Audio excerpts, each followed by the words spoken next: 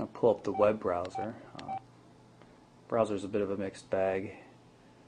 One of the problems that the device seems to have in general is scrolling. Just the fact that it has to beep every time it moves down an item seems to make it kind of slow for doing things.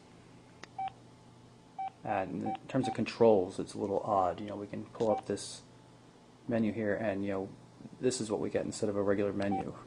My home page, pages and stuff like this. I really just wanted to enter in a URL. So in order to do that, I have to move up to the top, and then we'll put in mobileburn.com here. And this will pull up the mobile formatted version of the website. The thing is, the device is actually capable of doing a lot more in terms of dealing with full HTML sites, but the navigation, the way the D-pad works and scrolling, as I'll show you in a little bit later, just makes it impossible to actually use. You can see what I'm talking about in terms of the beeps and everything being slow to move. If we go to the part of the problem here is you can see when I'm moving up and down, I'm really just getting left and right to the next link. It's going through every single link. Works well for some websites, I imagine, but it's a little bit of a problem for ours. Now you can see this is going to take a little bit of time to load up the full site, but you're going to see it's going to come up with a real HTML look, just like a desktop look, admittedly on a very small display though. And you can see we've run out of memory.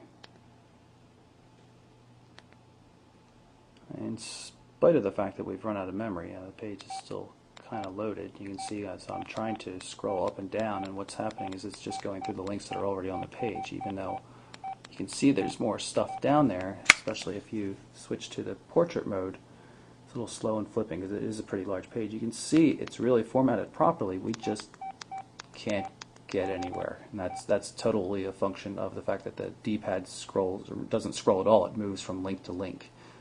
Makes it pretty useless for real websites, which is quite unfortunate because it seems to be more powerful than navigation allows it to show. Another nice application on the Rumor 2 is the IM client.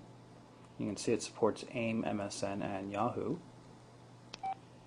And one of the nice things is it supports them all at the same time, so you can easily switch from account to account just by moving left and right. You can see we're actually logged into Yahoo, one of the accounts I don't use. But the messaging is pretty decent. It comes up in a normal, IM threaded type view. Let's make up something. Hopefully it won't be real. And now we're sending a message and saying this is a message. And the system supports predictive text, but you can turn that off because if you're using the QWERTY keyboard, it really doesn't make any sense. But it's a really nice IM client overall. I mentioned how you had some sort of control over the font sizes, so what we're going to do here is this is just a new message we're putting in here, just so you can see how small the font is. I mean, it's really a tiny and sharp font. Now we're going to go to the main menu and go to the settings and to the display and change font size for the messages, and we're going to make that large, and then you can see that it's indeed much bigger when we go to create a new text message.